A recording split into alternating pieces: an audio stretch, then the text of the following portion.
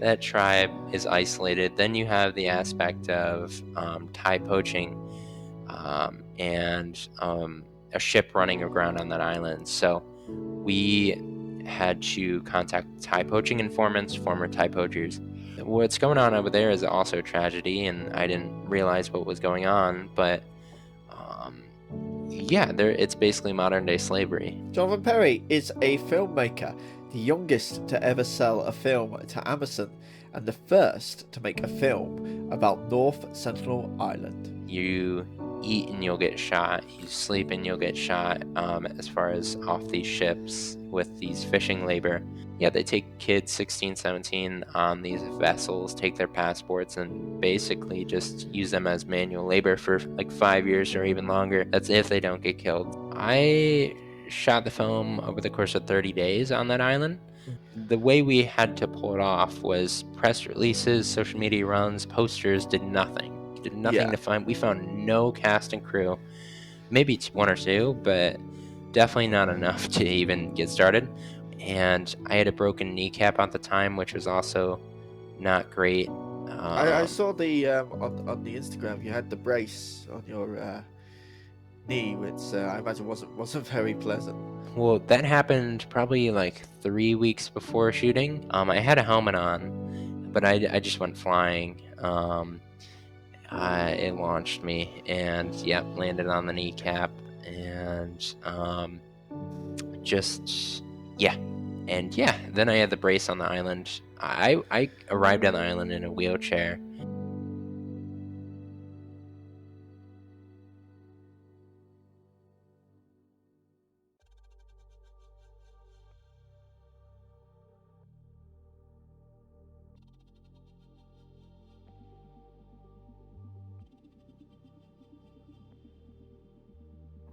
Joanthan, my first question for you is this. When I was 17, I was up to no good. I certainly wasn't thinking about being the youngest filmmaker on Amazon Prime, let alone any other streaming services.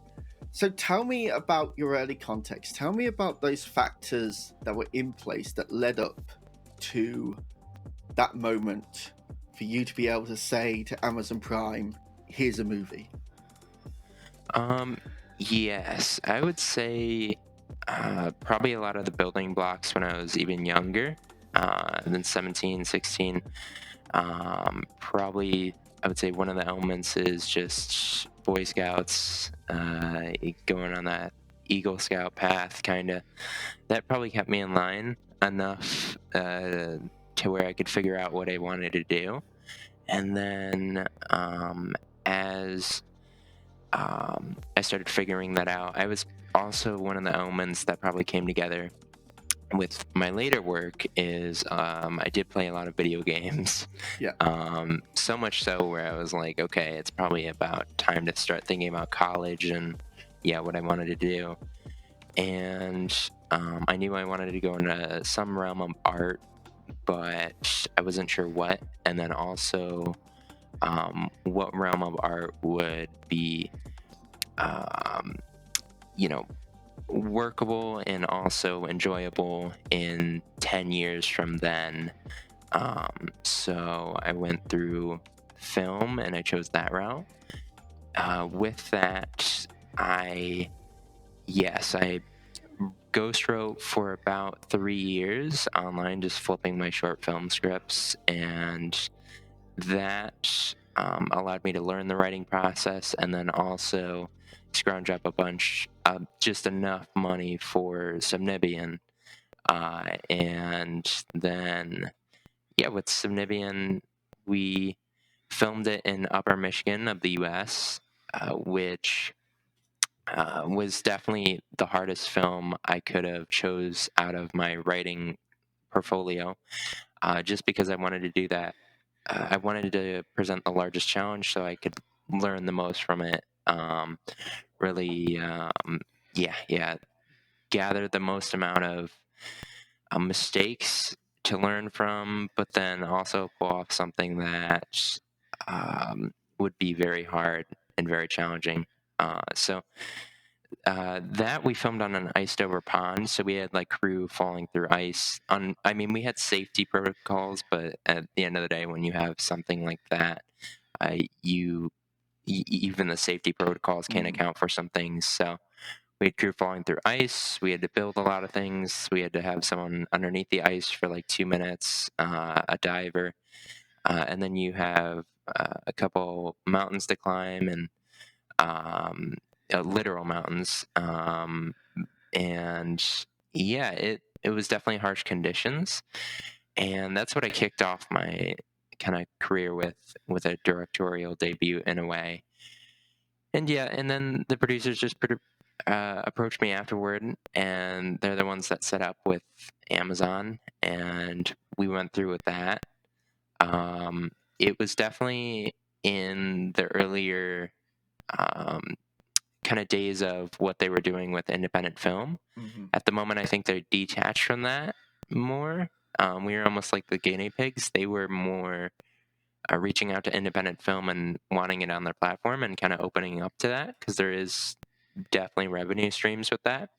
But I think that they opened it up probably too wide after that, and they've started to narrow that entry level for independent film. So it's interesting to see what they're doing as far as a platform goes. But other than that, yeah. What were the big things that you learned from Subnivian?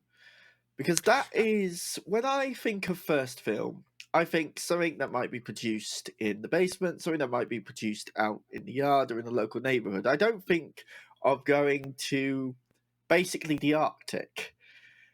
So, tell me, tell me what you learned.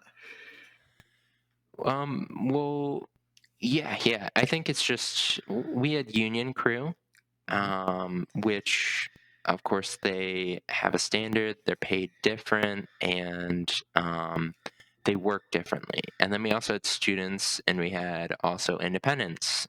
So I got to see different workflows of just production crew. And then you got budgeting, just really everything, every aspect of film production. That was my starting introduction through it all, post production, everything, the whole 9 yards. So it was definitely a lot of work, but it was just a steep learning curve, really. Of course, you then get introduced to film festivals and how those work, and um, I definitely did a lot of things wrong with that film, but that warrants because it was definitely, yeah, it was my first film. Um, yeah, it really just, and then also probably the pressure on set was a big thing that I learned on that one as well. Because you are, no matter how large your crew is, you're gonna have those moments where it's some big decisions to be made, safety wise and filming wise. So Because it's, I'm still just getting over the fact that your first film that you ended up selling was literally Subnivian, and in the Arctic. I'm still hung up on that point, which is I yeah. So something I wanted to ask you there as well is you mentioned you're working with different types of crew.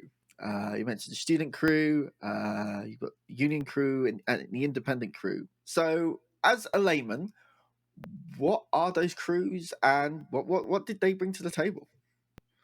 yes, so union crew would work under a union guild, so they're going to be paid, you know, uh, usually way higher, and they have a lot of standards and rules for how they work. And sometimes they can't even work outside their union, so they have to get approval. And it really does well to give the workers rights, especially. Um, I was on a reality show recently, and in the behind the scenes, kind of working, seeing how that's done, and working with a line union crew, they definitely have a lot of rights, which is great. But then there's also a lot of drawbacks to unionization, um, because You do have independent films as well that pay well, and you have to turn those down. So it's interesting, but um, then of course with students, you're coming right out of college, and what's very odd is that you'll find in actual film productions, they'll mention bringing a student in on board or something, and they'll be like, absolutely not. All they know Mhm. how to do is set up they don't even know how to set up a C stand. They don't know the pressures on set. They don't know this. They don't know that. And I've seen that firsthand, and it is true in most cases. Um, so it's very odd.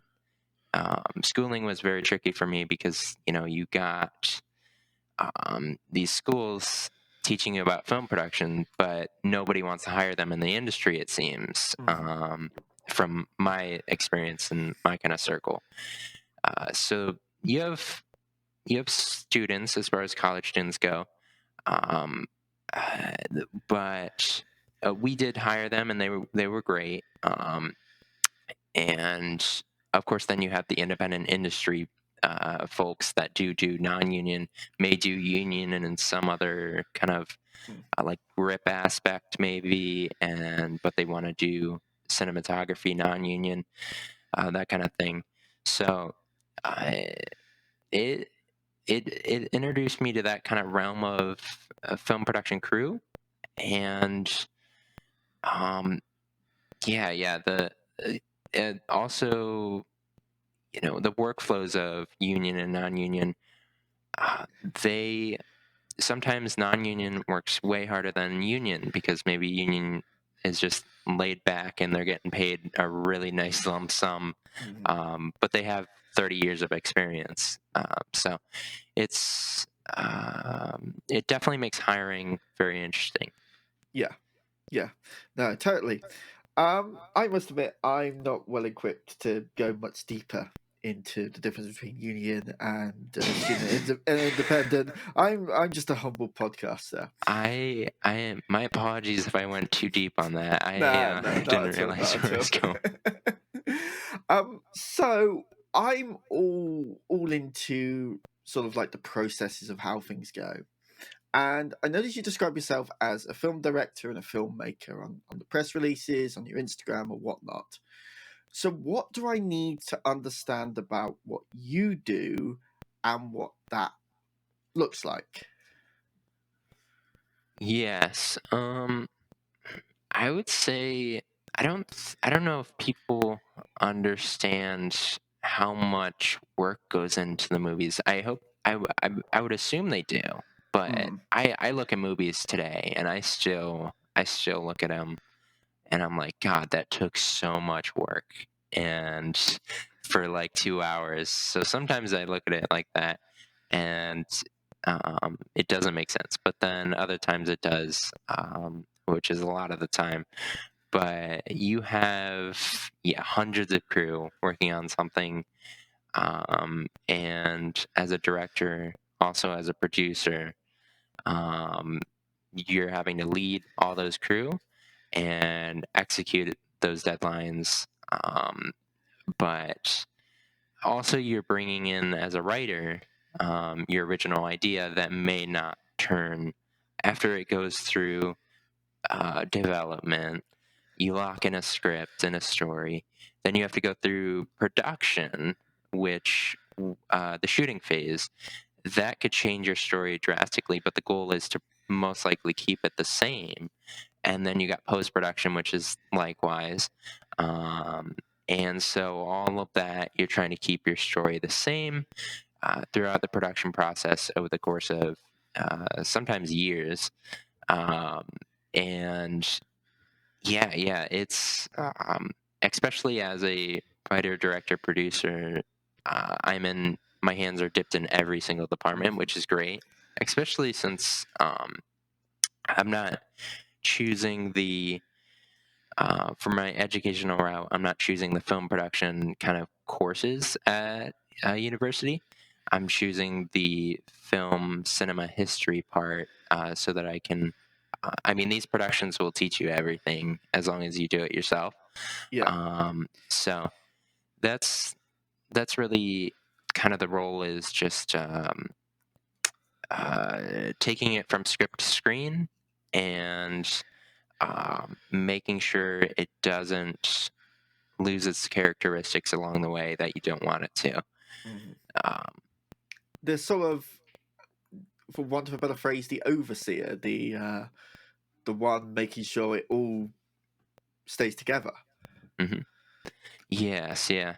Of course, there's people that double check me because I will make odd decisions here and there, but then those might work out in a later production. One thing I found is that pretty much every single thing I do in my kind of workload factors in beneficially sometime down the road, even though it doesn't. If I were to write, I don't know, a 10-page backstory to a character, I'm probably going to use that in some way down the road, even though I don't realize it.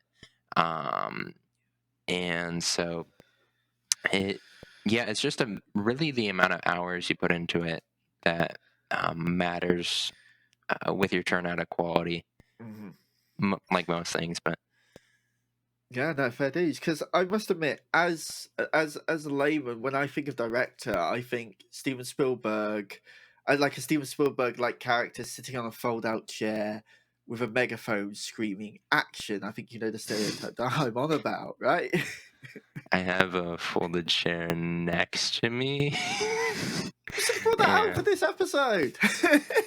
Oh. it's, I mean, it's one thing I didn't realize was how pricey they can get.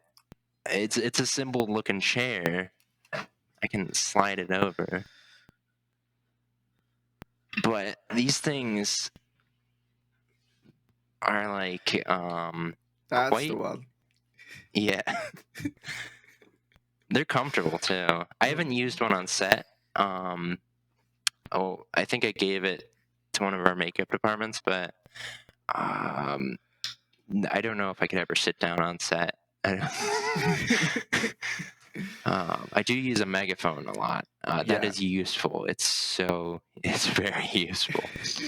Um, I can imagine. Because obviously you got to get people all together. Got to let them know what's going on. So let's talk about before we talk about Sentinelese, which is the project that you're currently doing that's brought us together.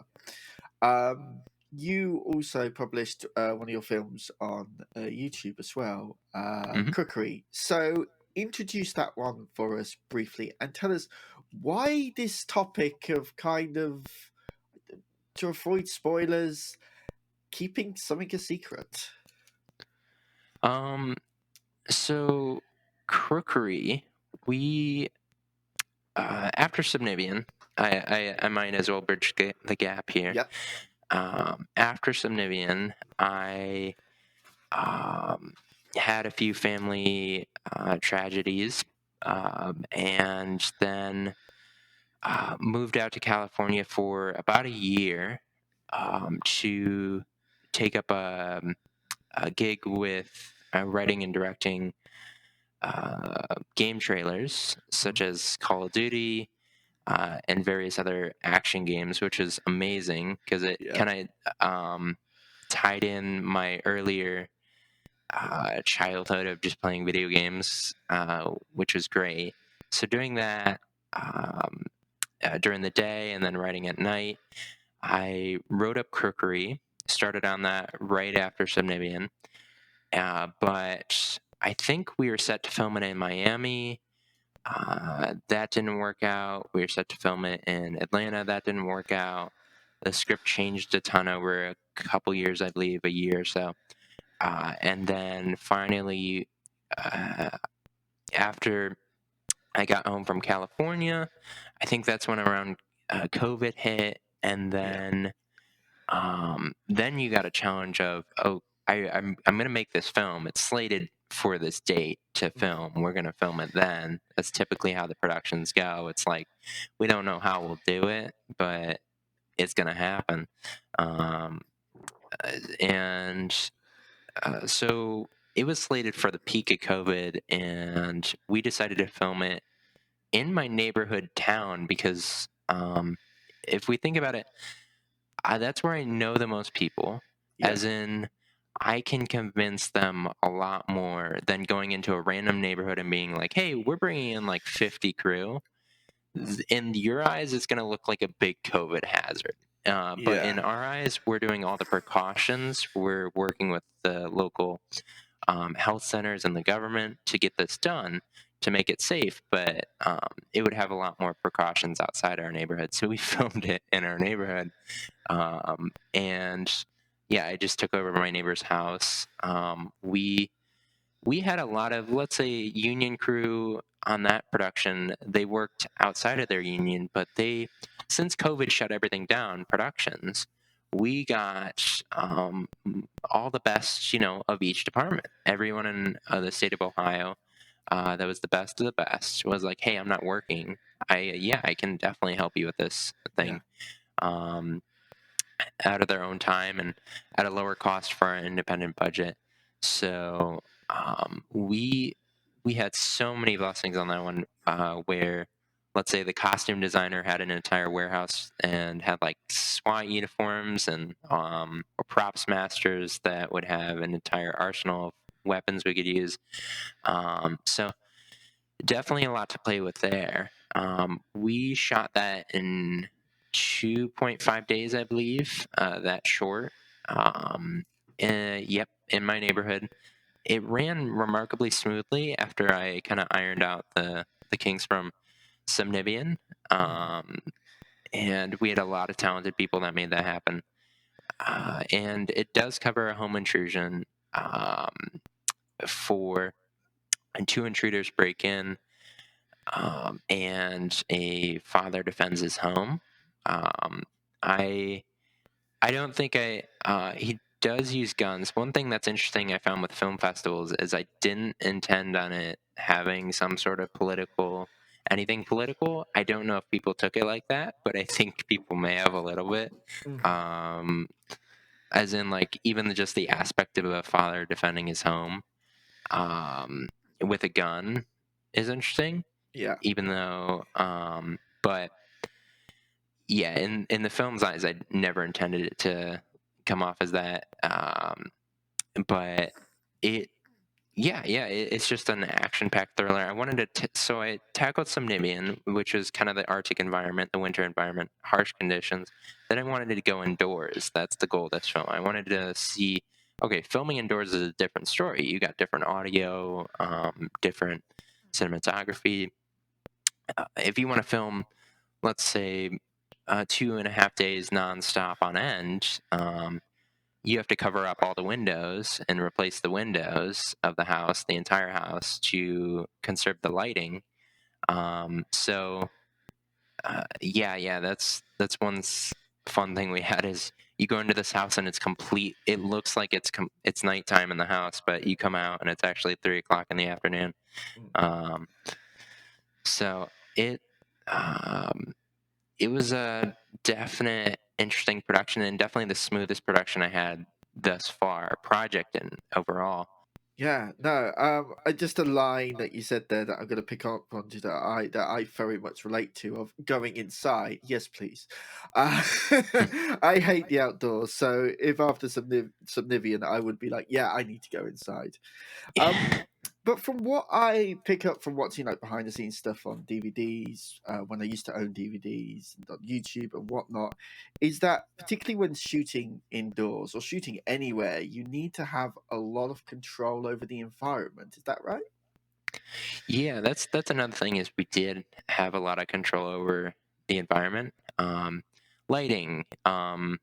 What's super fascinating is like most of the time in these interviews for what let's say TV shows, all the lights are replaced and they're controllable, and it's like super cool that they can just literally turn a house to it at their whim Yeah, of everything, small thing. So that was super interesting. And but then also you have a larger crew um, in a smaller house during COVID. So the main department we had was, of course, COVID and safety. And we did have people get sick off of production, like they didn't even come to set yet. I think our main challenge is that, which is kind of a cakewalk for me, because after you after Simnibian, it was kind of but our costume designer, I believe, got COVID. She hadn't come to set yet, so we had to go get the costumes up like 2.5 hours through a snowstorm, because we filmed this during the winter. I promised myself I went indoors because I wanted to get outside of the elements, and here we have to go through the winter snowstorm to get these costumes at like 3 in the morning, and then I'm pulling an all nighter and then shooting the next day. So that it just doesn't seem like that big of a challenge, but that was probably our biggest road bump, though. Mhm. Yeah, no, and I think COVID as well. Like, I know it's decimated a lot of industries, so I'm just really glad to see there's at least one little example in Ohio where we can at least keep the industry going just a little bit. Yeah, that's what was interesting is like, you have every production shut down already at that point. And then we have our location manager that's trying to collaborate with the government and show them all the protocols we're taking. And really, it's up to the county and the police. But the thing is, we had the police in our film, which they were excited about. Yeah, So we weren't shutting down. And they also saw the protocols we were taking. And as far as I know, no one got COVID from the production, which is great. brilliant. Um, uh, so, I mean, they're still taking COVID protocols in the US. I don't know how it is over in the UK, but I think that we kind of cleared up a little bit ago um, for COVID kind of lockdown. But you'll see, the way you notice a film crew in public is that they're wearing masks, Yeah. because they're like one of the last lines that seem to be doing it. Yeah, I think over here we've had. It feels like the government just said it's over, and I want to avoid going into politics, but I think the Mhm. only places I've seen COVID precautions actually still in effect are healthcare places such as hospitals, GPs, and wherever. Yeah. I think I was on a production recently, and we did have people get COVID even though we were all wearing masks, which is Mhm. it's interesting. I think it's still going to be around, but Yeah, um, they it definitely affected that industry yeah. majorly. But I'm glad it's up and running.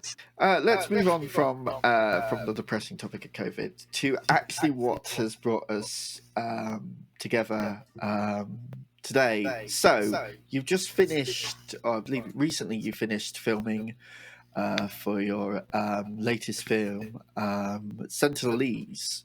Mhm. So introduce that film for us. Introduce kind of its concept and sort of whet our appetite a little bit. Yeah. So directly after our Crookery, I started working on Sentinelese.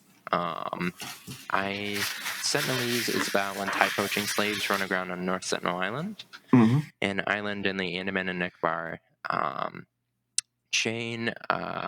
So uh, really, it's under the insight of India, as far as that nation, but it is home to an isolated tribe of hunter and gatherers, one of the last on Earth. Um, and so, definitely not the easiest production to pull off. I think with Subnivian, I looked for the most challenging film I could make out of my scripts. Cookery, I looked to really iron out the kinks of production. This one, I think I went back to, okay, what's the most challenging film I could make? Yeah. I don't know why, but it does. That's just what I like. I really like not knowing how I'll do it, and then when I do it, I really like not knowing how I did it. I don't know, but Sentinelese, the research topic alone took us a year to get in contact with, Mhm. because you have an island in the Andaman Sea, where it's over anthropologists oversee it, but getting in contact with those anthropologists, yeah, took a year to do, out of India. And they I sent letters, emails, phone calls, everything. And for a while, I didn't think I would even get in contact with them. I wrote up a script for Sentinelese, and then I got contacted by our anthropologist, Edwardi, and he was the tribal director that oversaw every expedition to the island, every Yeah. friendly expedition, most importantly. So he led the expeditions to North Sentinel Island, uh, where, yeah, they planted a couple coconut trees. They handed the tribe coconuts. They stepped foot on the island. And yeah, before that, they had a lot of failed, hostile contact with the tribe, because this is a native tribe of about under 100 for sure on this island, where they're very hostile to outsiders. Um, and they had a missionary go there one year and get shot and killed, unfortunately. And Yeah. there's the fascinating thing with this tribe is there are tribes on the chain of islands around it. Those tribes do not speak the language. They don't understand this tribe. It's so isolated for so long, thousands and thousands of years, that the only real connection they have to the outside world, as in anybody outside their island, is seen in, I think, some boars' blood markings on their bows and arrows, as in some type of religion, which is connected to other tribes. Other than that, they've totally been isolated, and that religion connected to other tribes thousands and thousands of years back when they were once one tribe. Um, so that, not to go on a tangent, but that tribe is isolated. Then you have the aspect of Thai poaching, and a ship running aground on that island. So we had to contact Thai poaching informants, former Thai poachers, and really get the. I mean, what's going on over there is also tragedy, and I didn't realize what was going on. But um, yeah, it's basically modern day slavery. You eat and you'll get shot. You sleep and you'll get shot. As far as off these ships with these fishing labor, and yeah, they take kids 16, 17 on these vessels, take their passports, and basically just use them as manual labor for like 5 years or even longer. That's if they don't get killed. So it's from poor nations like Burma. So you have that aspect that I had to get into and see videos of all the, tragic footage of what goes on these ships. But yeah, that's just another rabbit hole I went down for a good bit of time, and bringing these two together into a short film was also a challenge. Yeah. Because yeah, with so the research end was an immense challenge, and I've never done that much research for a film, at least. And that's new as well, a learning process. Just conducting all those interviews. Interviewing is hard. I give you props. um, it's not easy to get information out of people sometimes. I appreciate the acknowledgement there. But honestly, being the interviewee is scarier. Just literally, it is. Yeah, I've had a few that are usually, if I'm not prepared, or yeah, that's really just it. But Yeah. throughout the years, it's gotten a lot easier. Mhm. Now, I can totally understand why you might want to make a film sort of about what's happening with Thai poaching, what's happening with slavery there. I can totally understand that. But of course, I've got to ask this question. The people of North Sentinel Island, they made it very clear to the world, and the footage is rather infamous, that they want no contact. So why make a film about them? Yes. So that's where it gets really interesting, and I'm starting to see um, what this film could do. Mm. As in, I I had that research topic of North Sentinel, and there's no footage of the tribe close up. Luckily, I hope Yeah, no one goes to the island and gets that. I hope no YouTuber just goes off and is like, "I'm gonna go to." That's horrible. It's I wanted to get up close to the tribe and get factual visualization, because there is a lot of information online that is exaggerated and misunderstood. Um, just one example is like cannibalism. They're definitely not cannibals. Um, and so, hearing that from the anthropologist, I presented him with all the research I did, just binders and binders, and I think we cut half of it down as far as just not even true.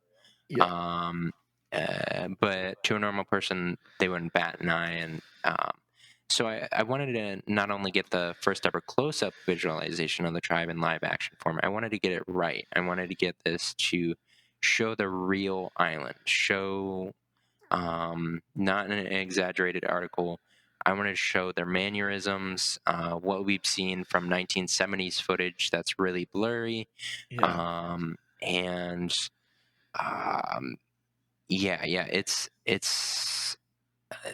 because I think there's a lot to learn from that, and there's even things while researching with the anthropologist that we would go back and see images or see archival images of the props and the bows and arrows they use, and we discovered some things as far as how they're that the anthropologist didn't even know or pick up on when they were working on it.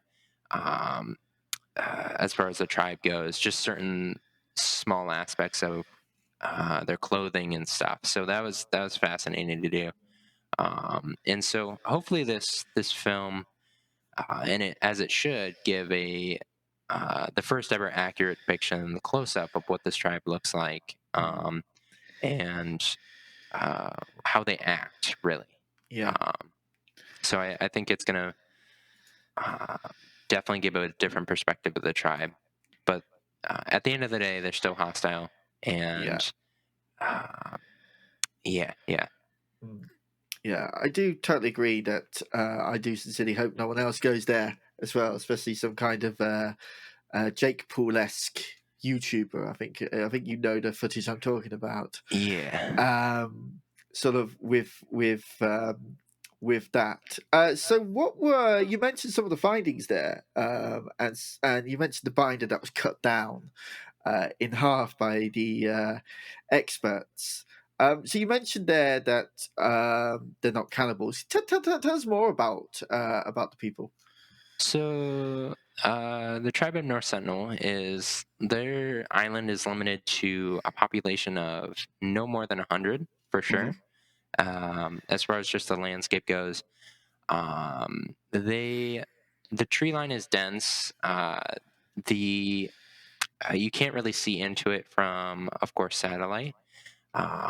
And they basically live off of the coral reef around the island. Hmm. They have, of course, limited clothing. If you do search up some images, there's probably a few that are likely to be accurate to the island. There are a Hmm. lot of, and same thing with the images. Yeah, you sometimes you'll get a tribe in, let's say, Africa or some other part of the world that's often mistaken for North Sentinel.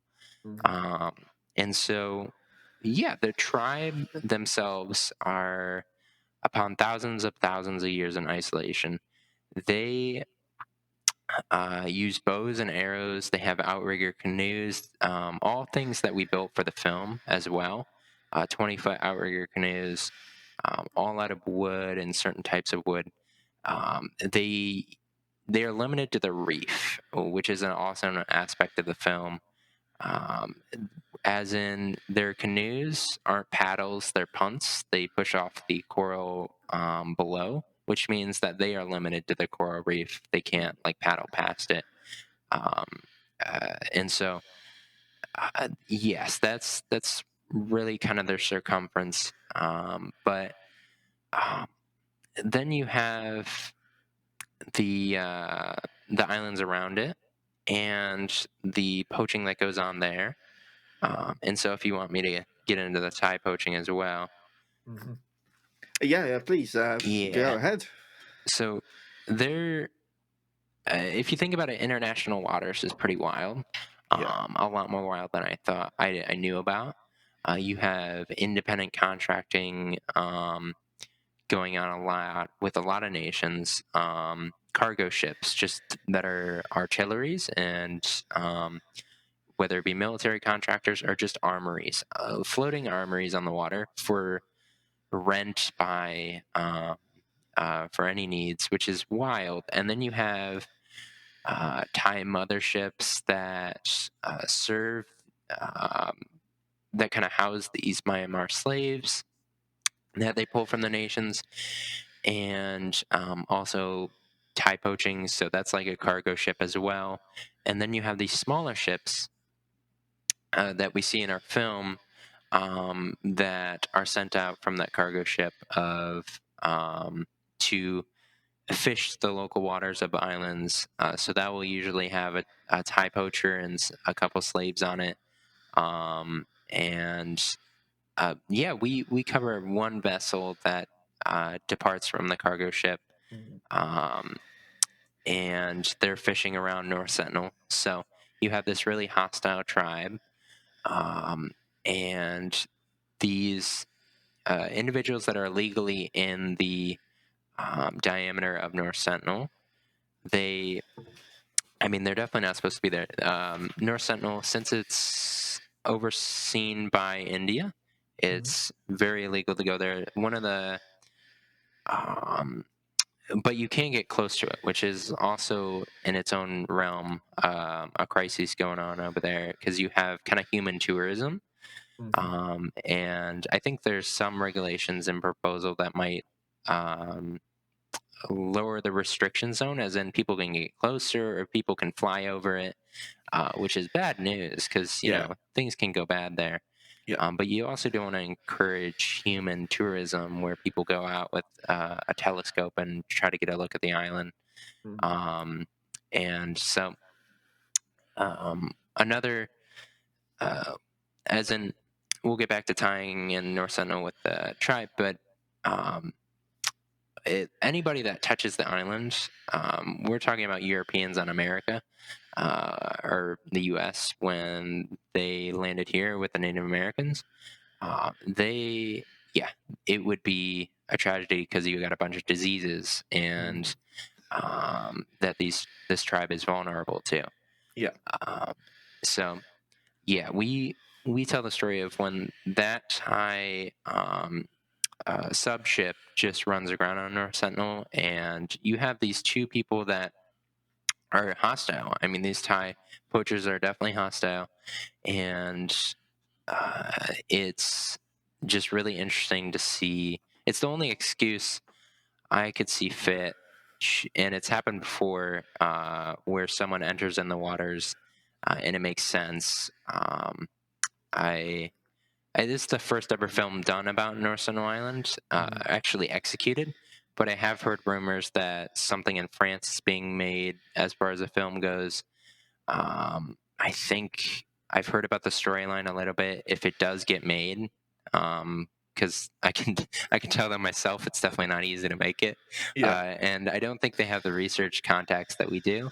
So I'd be curious, and I'm sure there will be future North Sentinel Island films, Mhm. but I hope that this one is definitely at the forefront for accuracy and hopefully sets a standard for the future ones to do it morally in a Yeah. way.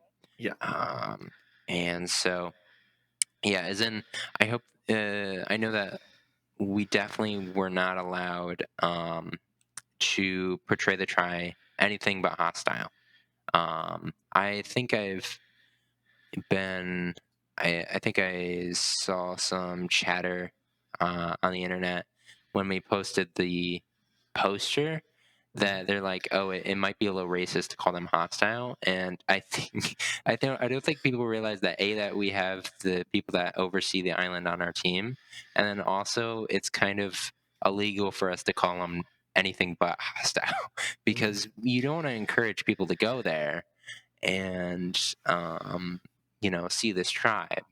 That would be bad news. So it's good that the government is getting the word out there about how serious this tribe is, about the truth about this tribe. So that's important. Yeah, because I could definitely see the kind of a little bit. I could see the arguments saying, "Well, why call them hostile?" But I think that, like you said, there is weighted heavily against by, well, we need to leave them alone, don't we? Mm. Yeah, yeah, that's very true. So it's tricky because you also don't want to have a documentary crew going there, Yeah, or it's the only solution I could see is making this film, and of course not making it on North Sentinel or anything like that. We shot down in the Caribbean, so we yeah, selected an island that was close to North Sentinel's aspect for at least a beach, but then we also had to find a fishing trawler of the size we needed, about 100-foot trawler. And so luckily we got in contact with Marine Assist over in St. Kitts and Nevis, a dual island nation, which actually was, I believe, connected to the UK and British colonies at one point, if I have my history correct. Um, there's there's a few connections there. I think they bring it over crew from the UK actually, which is yeah. great for their productions. Um, and so we filmed it on St. Kitts and Nevis. We found a fishing trawler there with the help of Marine Assist, and that took a good amount of time as well. So we have the research that probably took about a year, a little over it. And then pre-production, we're filming in an island that's 30,000 people. The likelihood that we're gonna film probably one of the hardest independent films I've seen Yeah. um, yet. Getting engineers to build the canoes, getting the resources themselves, getting the crew of like 100 people to just pull it off that are experienced in their own way. Um, Getting a cast, you're talking about like 30, 10 to 30 half naked people on a beach. Re-landscape that beach and then also redesign the vessel. How long were you over there for? I shot the film over the course of 30 days on that island. Mhm. We did pre-production for probably 7 to 8 months, which is Yeah, a long pre-production. Um, but yeah, that was needed because it works totally different over there. We The way we had to pull it off was press releases, social media runs, posters. Did nothing. Did nothing yeah, to find. We found no cast and crew. Maybe one or two, but definitely not enough to even get started. Word of mouth was insanely effective on that island. They're so interconnected down there that all U.S. aspects of production that I learned about went out the window. It was like I had to start from scratch as far as my knowledge basis goes, yeah. which really sucked. But with this island, word of mouth just got it done. Got our connections we needed, and then we filmed it. 30 days in the late summer, and I had a broken kneecap at the time, which was also not great. I Um, saw the on the Instagram you had the brace on your knee, which I imagine wasn't very pleasant.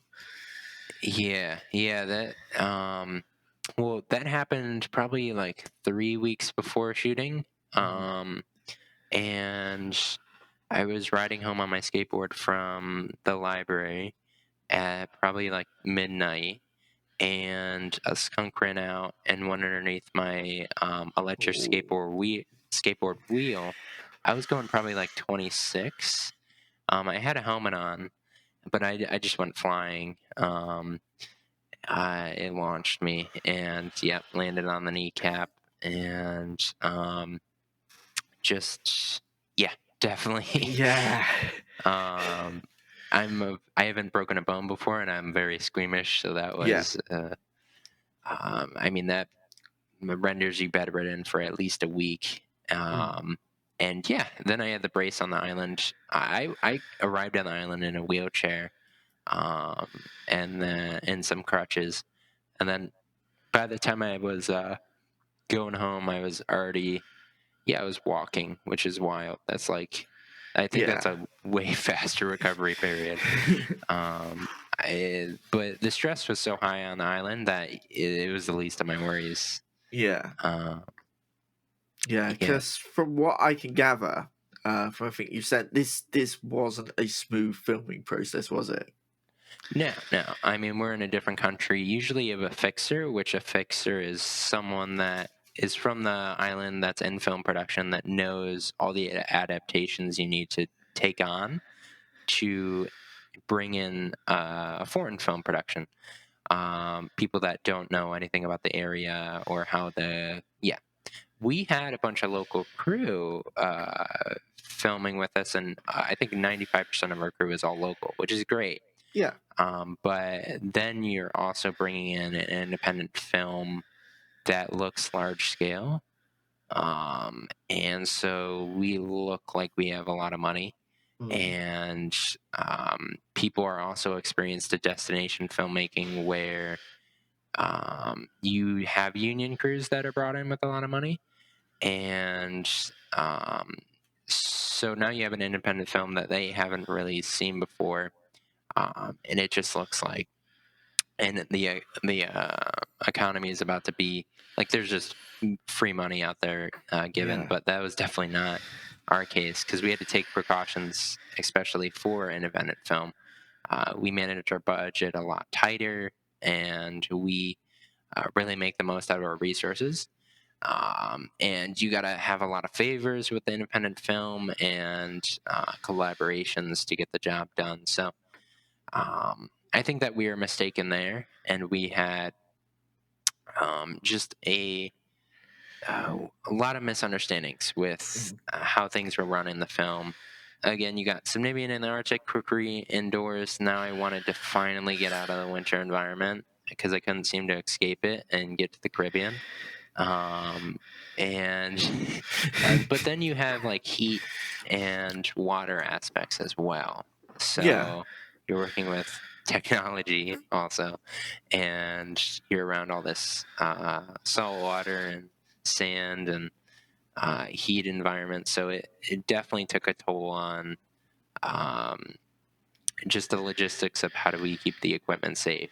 Yeah, because nobody would have thought any less of you, and I certainly wouldn't have done if you said, "I'm going to do it on a sort of traditional soundstage, or I'm going to do it in the States where it's relatively safe." Hmm. But you've definitely got the whole 9 yards on this. Yeah, for independent film. In some ways, it's cheaper also to do it practically, Okay. and it definitely makes the CGI artists feel a lot better when they don't have to compose a lot of those shots with like a giant ship or something. Yeah. Um, we already have that. So I found that in post production, we don't have too much CGI, which is great. And if it is, they can focus more on those shots and make it look like a standard. You wouldn't be able to tell that it's CGI as long as it gives them way more time to work on it, just better all around. So, Mhm. um, yeah, that practically is how I've always done it, and it works. It looks great on screen. Mhm. And this one definitely looks, it's one of those things where I have no clue how we honestly pulled that off. So, You mentioned and remind me again, what's the name of the islands that you ended up filming on? St. Kitts and Nevis, so that's a dual island nation. They're wonderful for. They're very early in their film industry. Mm. Um, they gave us a lot of incorrect paperwork when we were there, to be honest, for filming, which it really tells us how early they are in their film process. But I think that they have a lot of potential. They have a lot Yeah. of beautiful locations. They have a lot of enthusiastic crew. They don't have independent film too much on the island yet, or at least as far as other people are aware of. So I think that that will grow in the future. But I think that overall, yeah, they'll become a great film resource in the future. Mm. But for us, we are definitely the guinea pigs that um, went down there and shot it on that island. So But yeah, no, because look at the behind the scenes that you've got on the Instagram as well. It looks like, at least the people that you had close to you, it looks like they did the most amazing job. yeah, they did. We in order to find crew, I mean, we couldn't find costume designers, but we could find seamstresses. We couldn't Yeah, find electricians, or we couldn't find like gaffers and certain things, but we could find electricians. We couldn't find.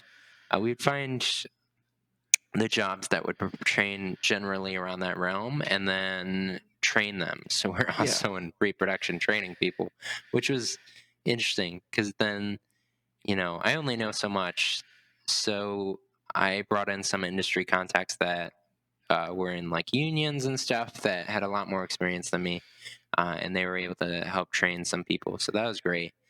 Um, and yeah, then yeah, some of these people are learning on just shooting day how to do their positions, or and I think some of them really took a taking to it yeah, and would pursue that in the future with future films.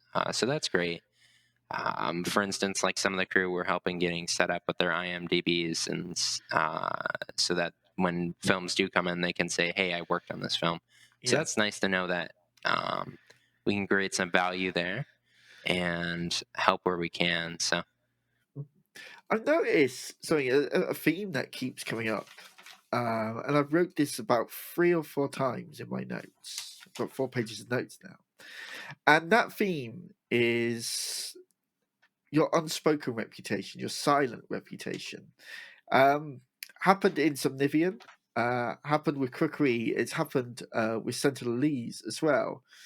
And by that, I mean, you seem to have this ability to be able to spread the word and bring people together somewhat quickly. um, yeah, I think that it does. I have thought that too, because we're looking at a post crew of like 48, Mm-hmm. which a lot of people are like, "How on earth do you have a like why?" But really, if you have a great story, you can, and other people connect with that story in their own way. You can, yeah, you can find anything you need, any resource you need, um, and that's where it all starts. So that's a huge thing. And then also, I mean, really, with each film, I mean, you try probably 1,000 people just to get maybe 30 people interested. And out of those 30 people, 10 people are really experienced. And out of those 10 people, 5 people actually follow through with it. So just statistically, um, to get all those crew, I probably contacted thousands of people. Yeah, Um, and really, it just comes down to the people that are, and you do get really great people that come on board from that. Because we have, with independent film, we have certain regulations that we have to set in place because we're on a lower budget. We can uh, um, pay people only so much, or sometimes we can't pay people, um, but we can do other services for them and things. So that's really where the challenge also is like when you're working on a lower budget. And hopefully with this my next film, I shouldn't have to worry about that. So, but yeah, with getting people, that's what probably separates our, or at least my films from student films, is just the willingness to do that. Mm, Because when suddenly, with student films, when everybody's wearing multiple hats, it doesn't come off that well. But when everybody's doing their own department and doing their own specialty and devoting their artistic powers to what they care about in the film, it really turns out great. So mm. um, that's and also your networking Yeah. throughout that. So Yeah, I noticed you're speaking highly of a lot of people there. I'm gonna guess you had a lot of friends and a lot of groups out there support you as well. yeah, yeah. For I mean, one thing that um, is interesting as well with my previous films is that when my parents, when I chose to do film, they didn't. They were like, "Okay, you can do it, but we're not going to give you a penny towards it." Yeah. So um, I have had people like, "Oh, you'll probably just going off of like funds from parents or funds from grants or something." But no, this is like pretty much all self built. Um, and then, but then recently I've started getting various people helping. As far as also main resources in films, all come from usually businesses and stuff Mhm. um, that are like, hey, you can um, borrow my snowplow for 2 days. But for Sentinelese, we have Marine Assist that was the actual ship that we rented, and then Corolla Trading and Consulting Services that was one of the businesses we encountered on the island. Mhm. And they had a lot of connections and were immensely helpful because I think on the island there were days that we were like definitely we had to either go home or find some way to figure out this huge problem we had. Mhm. Um, and yeah, that's where contributors or business connections really came in handy. So Yeah. Mhm. Yeah. So I think I could probably talk to you all day. But I also know you have a life, unlike me, who doesn't. Uh, so I finish every single interview with the questionnaire. The questionnaire is the Prost questionnaire, which was later adapted by Bernard Pivot, later by my hero James Lipton. I imagine that name means something to you. And now I present my adaptation to you. What is your favourite word? I do like to. This is gonna sound weird. I do like to aggravate my girlfriend a lot when I'm bored. so, so I say the word moist a lot Mhm. because she hates that word, and who doesn't? It's a horrible word. Mm. It is absolutely, Moist. yeah. So that's my pastime, and uh, yeah, yeah. It's Fair definitely enough. Fair enough. Normally, that's everyone's least favorite word. So, my second question is, what is your least favorite word? moist as well. It's horrible. What engages you? um, I would say in general, creativity. Mhm. Um, I see a lot of. I think I spent so much time in my early, whether it be childhood or early career, um, writing films. I didn't see enough films themselves. I really didn't get out of the house much. I didn't explore. I really did just spend days and days focused on making my own films. So I didn't get Mhm. exposed to too many art forms in that way, or at Yeah. least.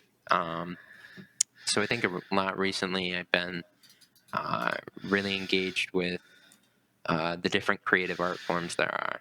I think I started watching a little anime recently, which is interesting, or different art aspects of other states and stuff. So that's probably generally. And then with films, it's probably the story itself. I mean, Yeah. it's the core foundation of everything. I mean, everything. Like, if you don't have a good story, you're not going to get far. Yeah. And if you do, it's definitely going to tumble. So it is, yeah, just the story, seeing the story and everything, and revising on that to get it to, yeah. I mean, usually when we're doing connections with film, the main thing I send people is the script. I Yeah. mean, and the main thing they send back is, okay, I love the story. Let's do this. I can spare time or a couple resources to help you out on this. So Yeah. that's pretty huge. What disengages you? Probably, I don't know. I'm probably a workaholic, so I, most scenarios where I'm not working, I am disengaged from or wish I was. Yeah. So it can be a flaw. But yeah, that's probably what it is. Not working. Yeah. No, I could totally relate. And I'm not one to lecture on you should take time for yourself because so many times I've been up till 3 a.m. working on this show, working on other projects. So Yeah, yeah, I'm with yeah. you on that. What sound or noise do you love? Probably certain types of cars are definitely great. Yeah. I'm not too big into cars, but who doesn't like a revved engine? What sound or noise do you hate? Probably silence, if that counts. All right. Question 7. What is your favorite curse word? Oh. This is the one that means I have to take off. I have to put on the explicit tag on Apple Podcasts. So go for it. Oh. I honestly don't curse much.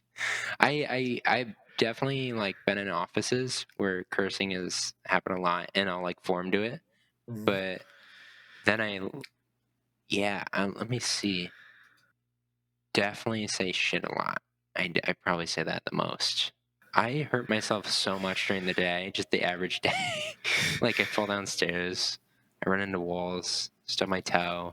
I'm, I don't know. Hand-eye coordination can be not great sometimes. So So all those instances, you'll probably find me screaming that. yeah, I think also it's a wonderful kind of positive swear word as well. Like you could say, "Oh, something is the shit." And I don't know what it means over in the States, but over in the UK, if I was to say this podcast is the shit, I mean this podcast is brilliant. Yes, yeah. What's yours? Um, oh God, you're not meant to turn it on me. You're not meant to turn it on me. Oh, how dare you do this to me, Jonathan? How dare you? Probably bollocks. Bollocks Sounds. or fuckety. Because I can use fuckety and turn it into some other kind of word, and bollocks just kind of has a bit of charm to it. Oh yeah. Yeah. Wait, what does bollocks mean? I thought that was like a darn it. Yeah, kind of like a darn it. Or if I use it in the phrase of the dog's bollocks, it's something that's really good. Wait, what? Wait, the dog's bollocks? Yeah, the Wait, dog's bollocks. Google it. It's a bit of a Cockney slang that's over in the UK, and yeah, so it's the dog's bollocks means it's good. Um, What else is there? I'm just saying bollocks in general. Something like see that car. It's dog's bollocks. I don't know Oh, why.